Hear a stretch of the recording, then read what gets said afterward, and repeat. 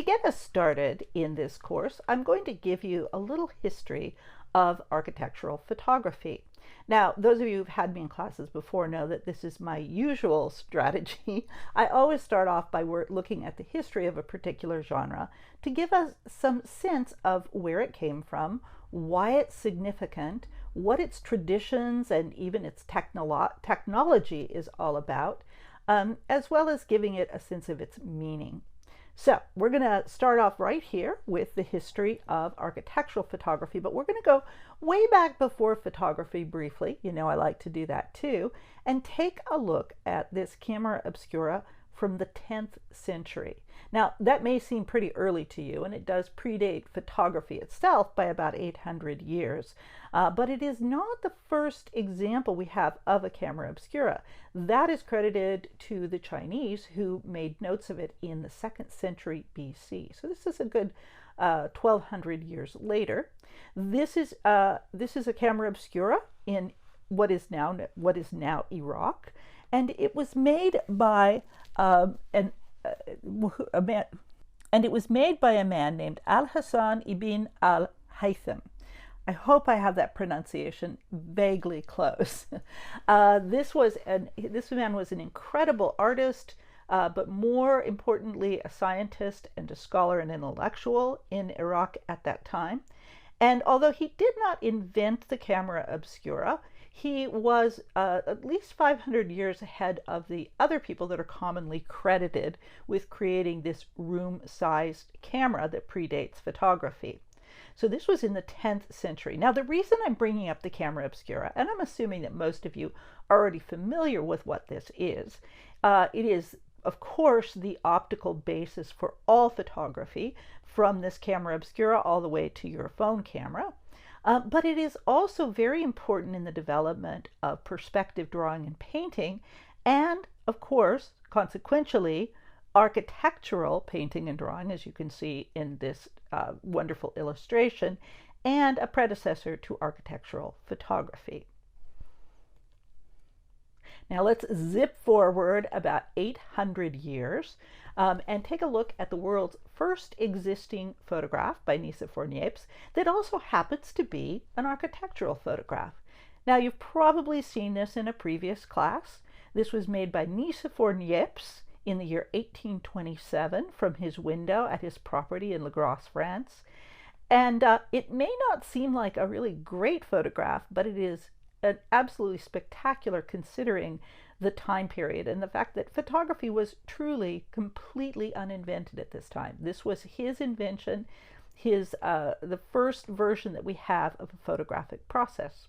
This was an 8-hour exposure, photographing these roofs outside his window, and that is an important part of the history of architectural photography, because the early exposures, they shortened up a little bit, but early photography required very long exposures. Managed to get it down to 10 or 15 minutes by the time Henry Fox Talbot made this beautiful photograph. But it was very, very challenging to make photographs early on of anything except for things that stood still. And architecture was very good at standing still.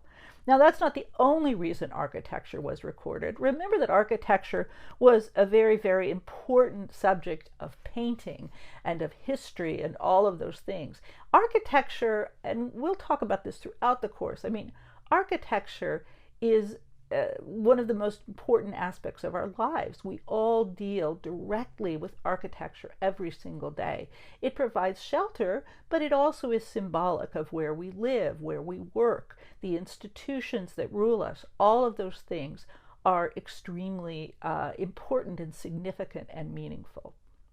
Now, the image you're looking at now is a painting, and this is a painting from just before or right around the time that photography was invented.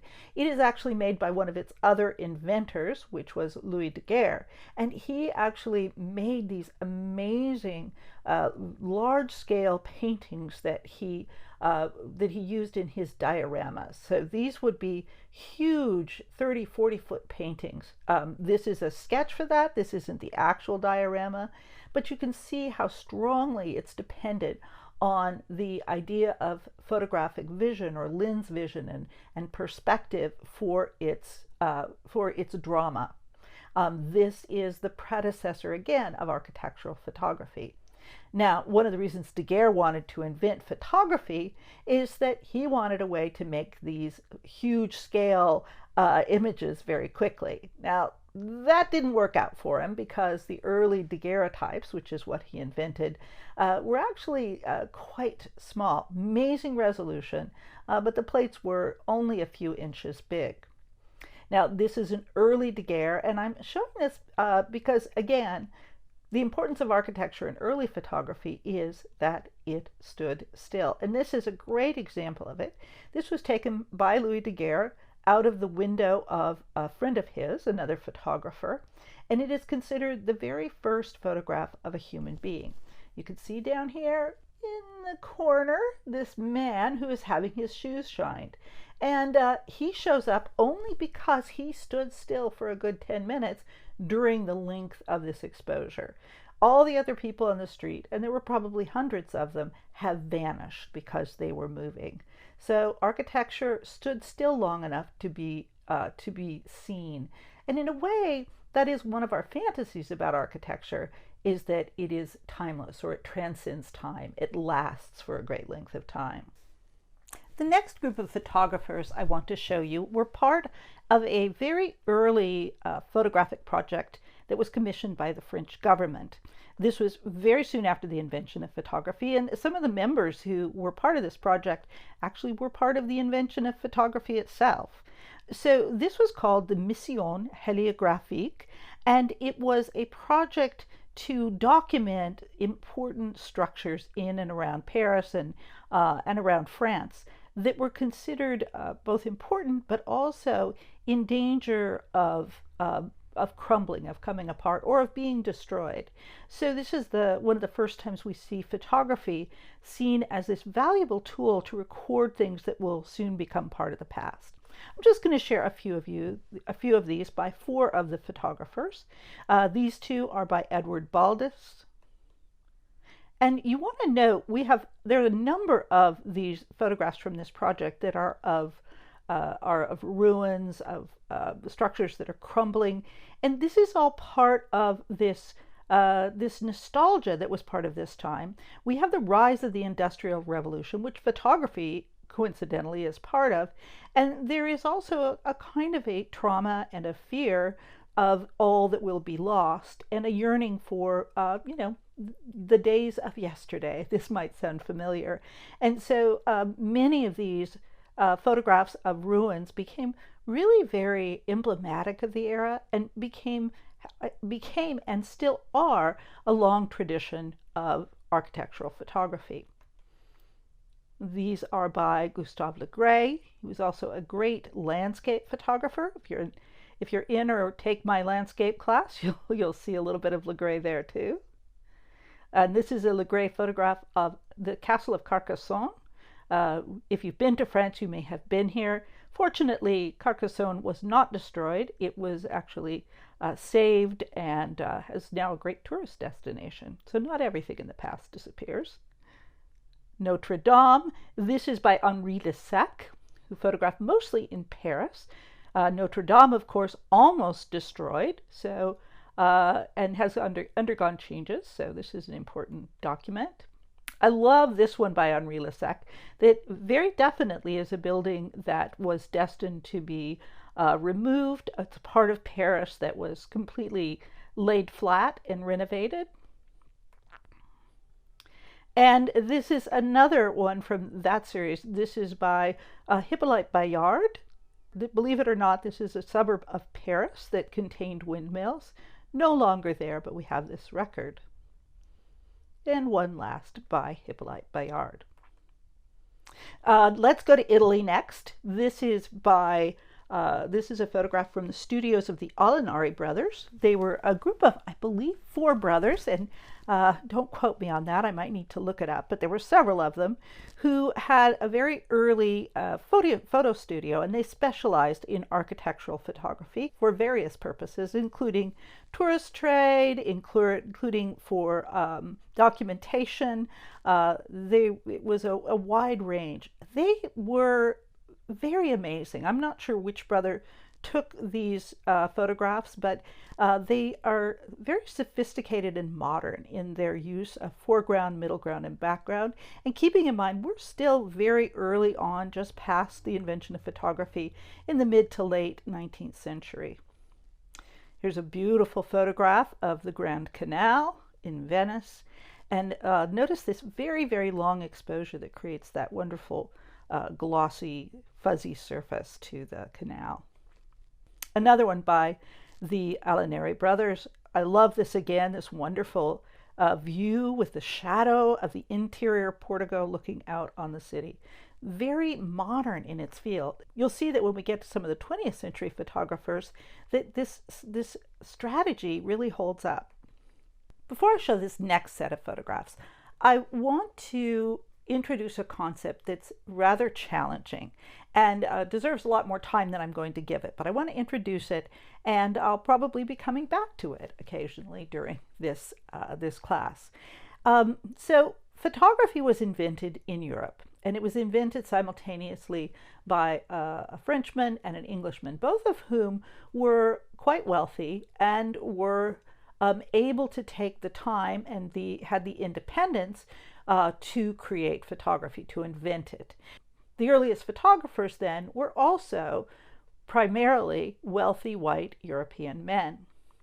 Now, this is important to remember in terms of how photographs operate generally, because the first photographs were made by wealthy white European men and were not only made in Europe, but very quickly these wealthy white European men went to other parts of the world and made photographs there. So these photographs that we see, most of the photographs, are by their very nature, these are photographs by European men of other worlds. They are not photographs by the people of these countries of themselves. We'll get to that in a minute.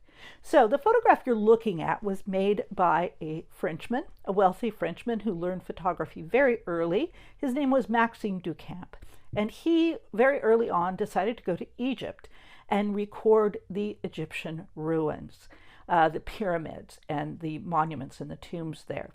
Now, these are great photographs, really interesting and technically really amazing. There's other things to point out about them as well. Duchamp hired an Egyptian man, and he's pictured in every single photograph that Duchamp makes.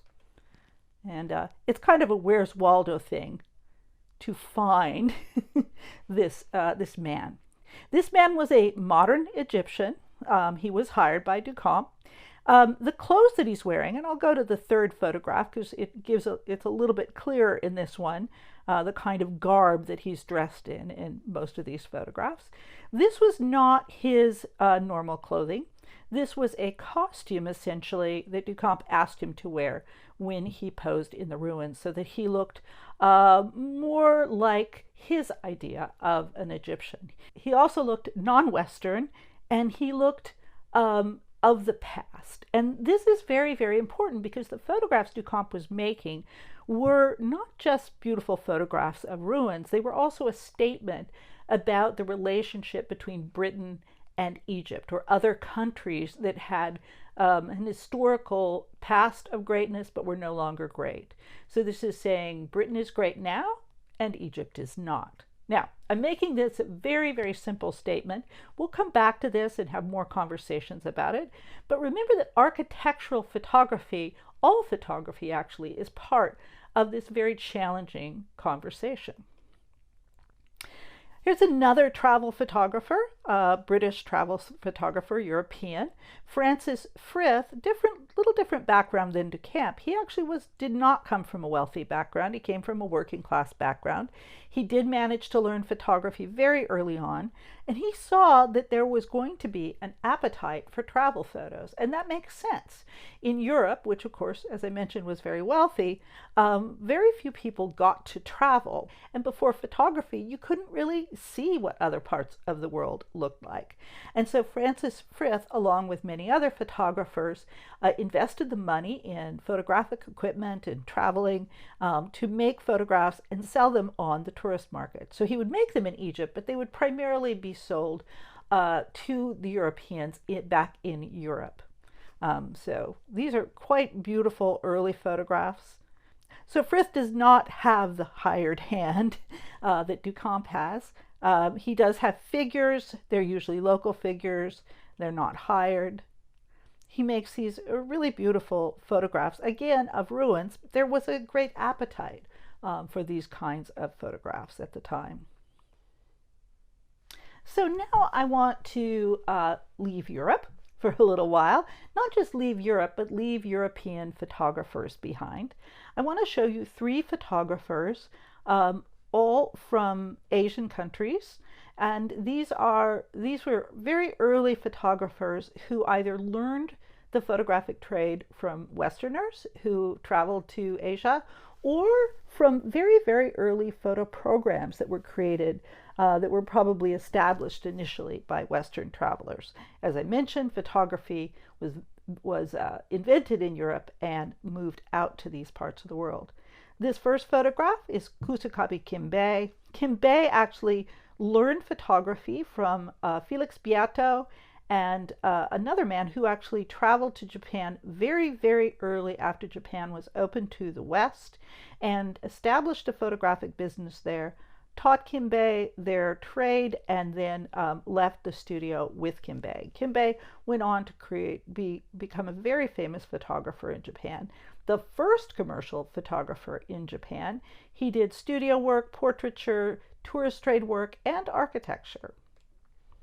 Interiors. Although Kimbei was a Japanese man making photographs in Japan, these photographs, the great market for them was in other countries and predominantly in Europe as tourist photos.